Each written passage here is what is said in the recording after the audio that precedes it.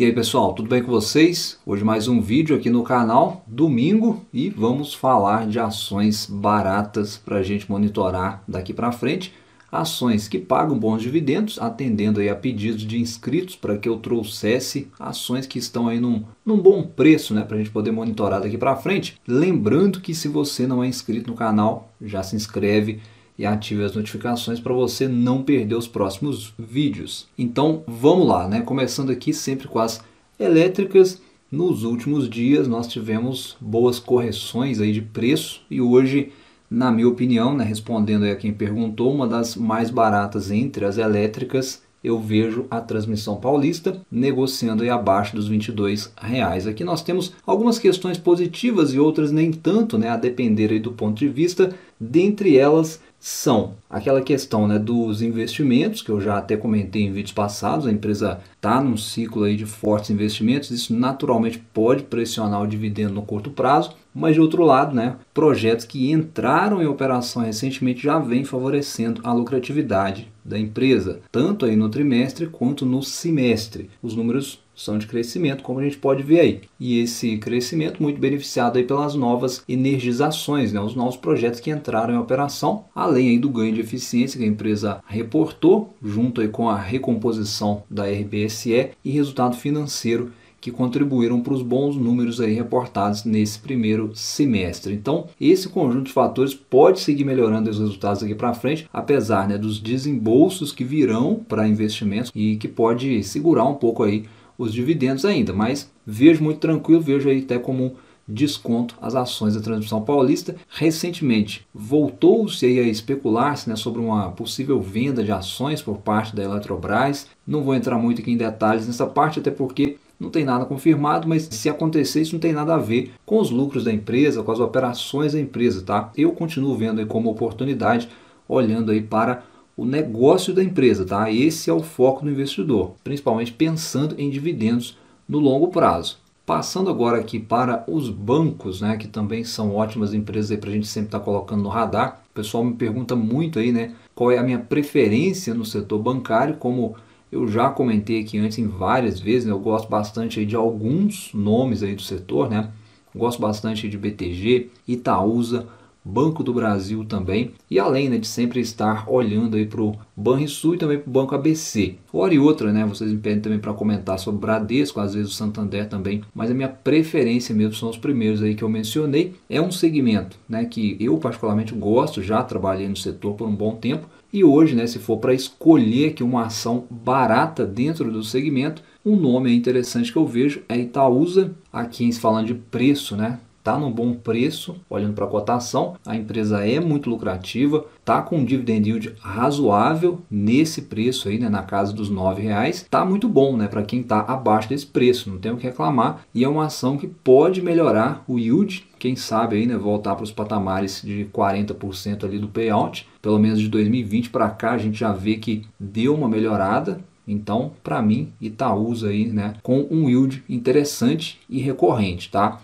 Só lembrando, né, o raciocínio aqui de Transmissão Paulista, né, do foco no resultado das empresas, tá, pessoal? Esquece um pouco a cotação, olha mais para o resultado. E se a gente vê a lucratividade aqui da Itaúsa, historicamente ela está na máxima, né? Então, enquanto as cotações estão bem abaixo, né, se a gente comparar com o lucro, o que para mim, né, se configura o desconto. Muita gente me pergunta, né, 2 bancos aí para ter na carteira. Acho que quem tem, por exemplo, Banco do Brasil e Itaúsa, acho que está muito bem servido aí com o setor financeiro em carteira.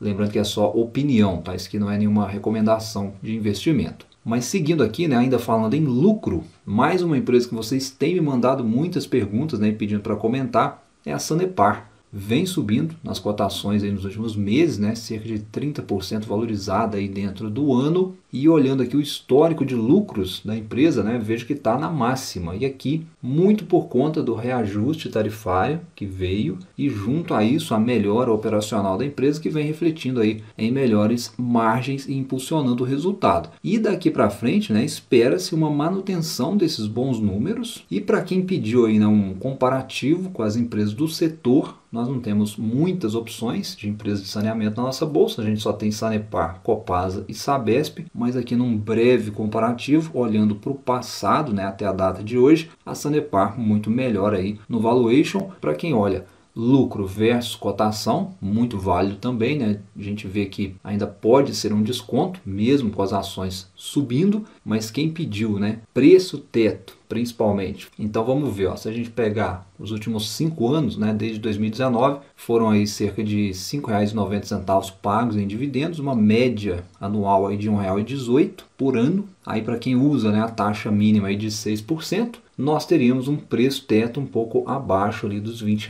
Vamos considerar 20, né, preço teto aí para a Sanepar, mas como a gente viu, os resultados da empresa eles estão melhorando, né? Então, ao final desse ano, né, certamente vale a gente reavaliar esse preço teto, tá bom? Porque é um setor perene, vai reajustando aí as tarifas, pode seguir melhorando a parte operacional, o mercado vai precificando isso. Então, você não pode ficar defasado, tá? Principalmente se você estiver olhando o crescimento da empresa, porque como a gente viu, né, no valuation a empresa está descontada. E esse pico aqui de 2019, ali antes do Covid, antes do risco governamental em relação ao congelamento de tarifas, antes da crise hídrica, enfim, né, se a gente olhar friamente com base no lucro, em 2019 a gente tinha uma empresa lucrando ali, né, 900 milhões, 1 bilhão, com as cotações em 24, 25 reais. Hoje a empresa batendo lucro aí na casa dos 1,2 bilhão, 1,3 bi de lucro, né, com a mesma cotação quase, né? Então não faz muito sentido se as cotações estagnarem e os lucros da empresa continuarem subindo. Por isso que eu acho que o valuation ainda é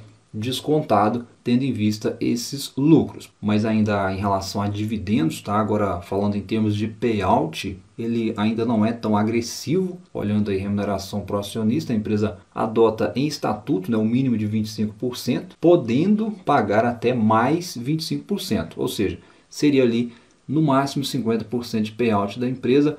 Ela até vem fazendo isso, né? Fez na verdade, né, há alguns anos atrás, pagou ali os 50% até 2018, mas de lá para cá ficou um pouco abaixo disso, né? Entre 30% e perto ali de 40% de payout. O ideal para o perfil da empresa, na minha opinião, seria manter ali os 50% pelo menos, no mínimo acima de 40% seria o ideal. E aí pensando nessa retomada de lucros que a gente está vendo, poderia até, quem sabe, né, se o payout melhorasse, voltar a ser uma vaca leiteira, como se diz aí no mercado. E só lembrando que a próxima data com, ainda falando aí de dividendos, a próxima data com deve ser em dezembro, né? Certamente olhando aí para o histórico que sempre se repetiu. Então, para quem perguntou, é uma ação que tem uma avenida de crescimento pela frente, dado aí a necessidade do setor, tá? Eu acho que no longo prazo a empresa já provou isso, né? É indiscutível, basta olhar o histórico de resultado da empresa. Se a gente olhar principalmente para a EBITDA, né, que é a métrica mais importante hoje no mercado, como a gente viu no resultado agora há pouco, né, ela retomou ali os patamares acima dos 40% de margem EBITDA.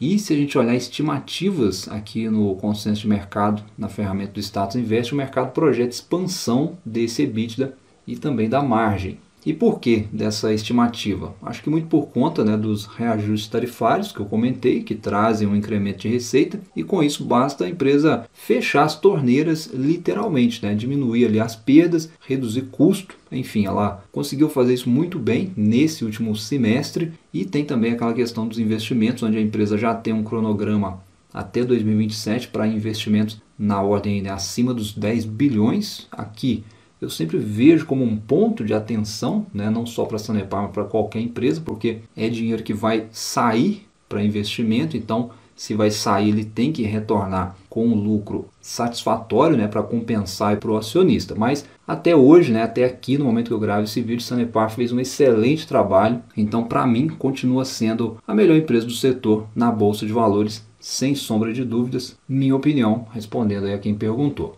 E uma outra empresa que vocês têm mandado perguntas também é a Kepler.